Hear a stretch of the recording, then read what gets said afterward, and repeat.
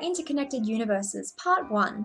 Interconnected worlds are usually shown in stories where the universes are the same, but the stories are different. This is very common in Marvel and DC universes. My first tip is prepare a large world first, because this is where the main concepts of your story will be set. So understand any power systems, any laws and rules, because this will all apply and be the same throughout the different stories you will create. Second of all, develop a lot of characters who can exist in the same universe but can all have different stories. Now my third tip is develop character connections. So certain characters could be related, certain characters could help each other, and different characters could meet over the course of you showing your interconnected universe. And my fourth tip is let characters' choices affect other stories in the same universe. For example, if a villain is defeated in one of the stories, then that villain would be defeated in all other stories later on.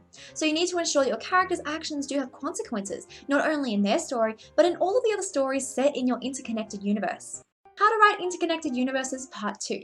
My first tip is create opportunities that link the worlds. For example, other characters could mention each other in conversation, characters could train together, certain characters might have to work together to defeat enemies or save the world.